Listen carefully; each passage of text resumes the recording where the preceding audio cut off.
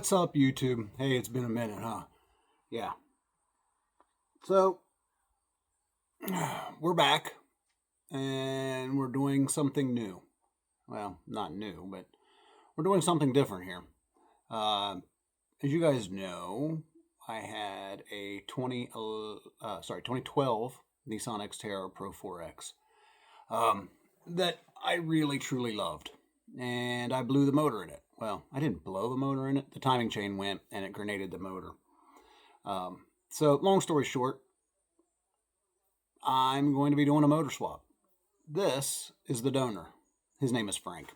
Frankenstein. He's a Pro 4X 2011. The motor's decent in it. It's got like 120,000 miles on it. I'm going to be pulling this motor and rebuilding it. So I'm going to be doing a few videos, a little series kind of thing going on here where we go through it and I show you what I've done or what I'm doing. The goal is to pull this motor in this one and rebuild it on the stand, put in new coils, coil packs, spark plugs, all the new gaskets, all the stuff and things across the board, and do a timing chain job on it with the timing chain tensioners. All top to bottom. Just give it a complete refresh, all new gaskets on the plenum, intake, exhaust gaskets, etc., etc., etc. And while it's on the stand, I'll be taking Betty and putting her in here. That's my 2012. Pulling her motor out, putting it somewhere for now, till I can possibly tear it apart and see what actually happened to it. And then maybe even rebuilding it and putting it back in this guy. This guy I got for super cheap because the rear differential is blown on it.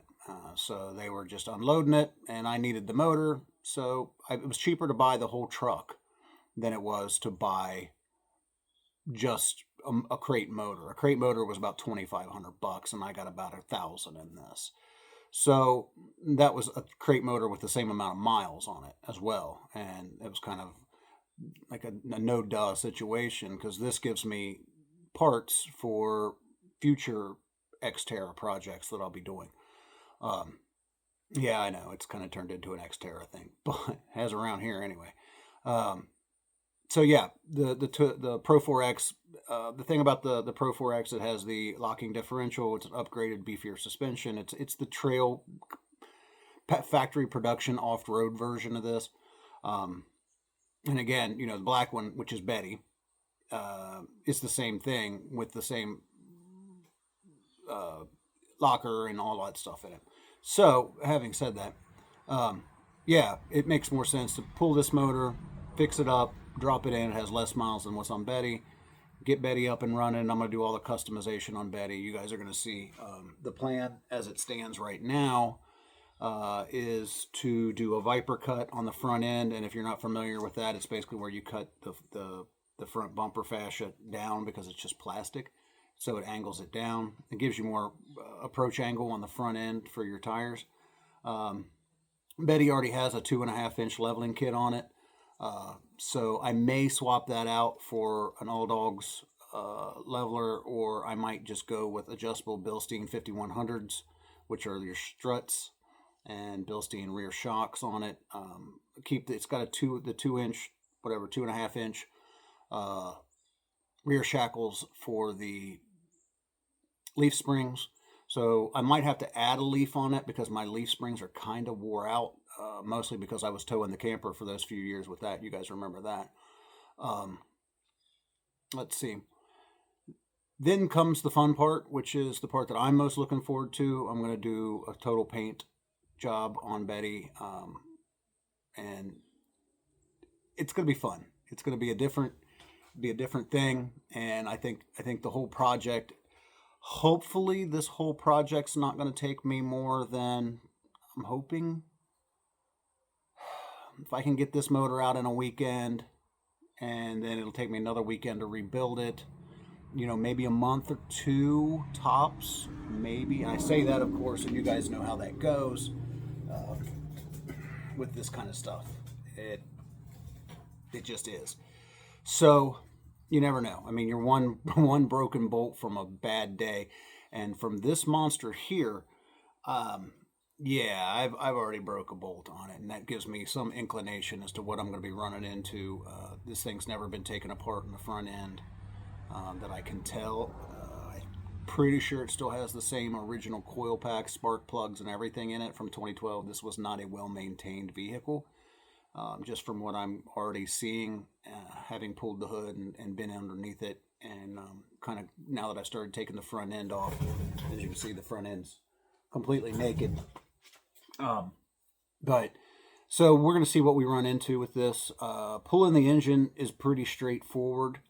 I'm going to leave the wiring harness and stuff in the truck, disconnect it, leave it out, pull it out of the way, disconnect all of the cooling system, unhook the air compressor, alternator, power steering, then in the VQ40, and there's tons of videos on this stuff. If you guys have a Nissan Frontier, Pathfinder, or obviously Xterra, they all have the same motor in that VQ40 DE motor.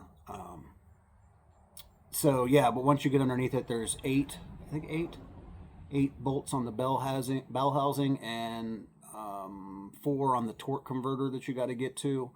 So I'm not pulling the transmission out of this because this transmission is actually good, and I've kind of already lined up another Xterra to get that has a bad tranny that I would probably pull this transmission out of and put in that one.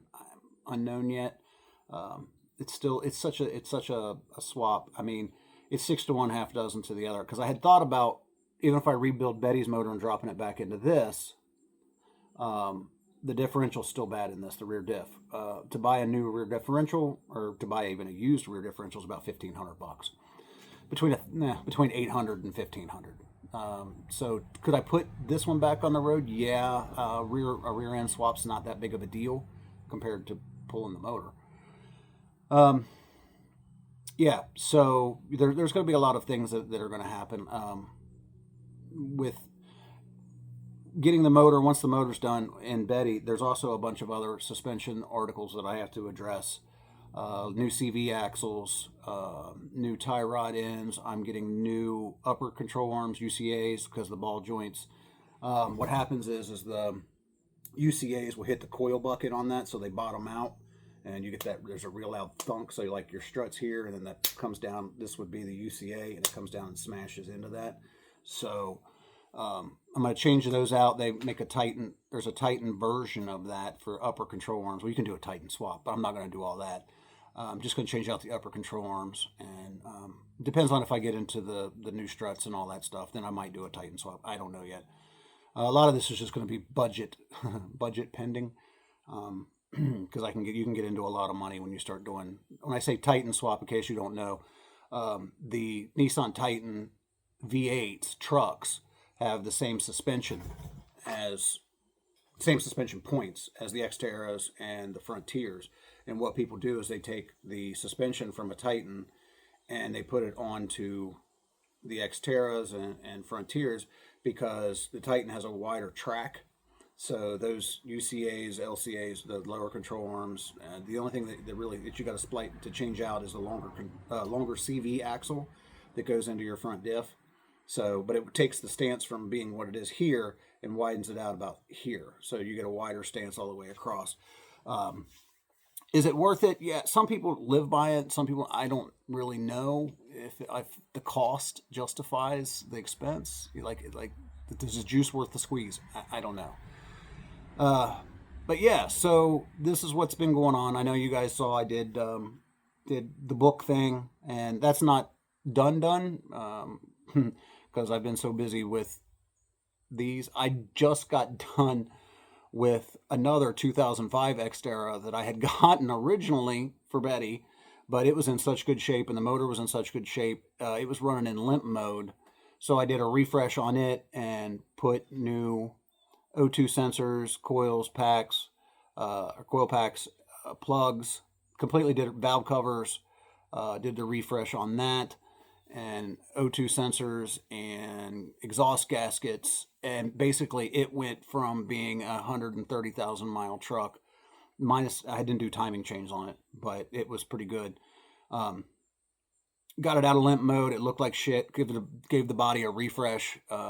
Painted it. Used bed liner on all the plastics, and it came back to life and looks amazing. We actually wound up selling that to my girlfriend's sister, who took it to Daniel Boone National Forest this past weekend and used it for what it was for. She went off road and stuff for the first time and loved it. So, but yeah, so it wound up being a good deal.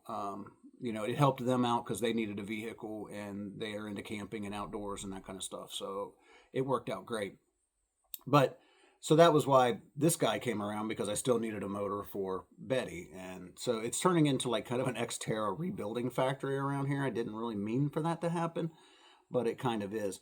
So, but yeah, that's kind of what's been going on. The book's not done. Again, it's not dead. There's there's 6 chapters that are sitting in there on the computer. They're written and done. I just have to do all the video composites and do all the narration and that kind of stuff. So, yeah, that's kind of what's been going on with that. The Blight is not finished, but it's been put on hold because of all of this stuff and having to deal with the car stuff and do all the things. So this is where we're at, guys.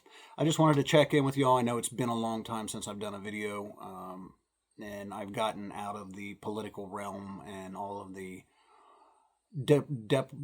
doomsday prepper stuff that seems to be polluting everybody's feeds, including mine.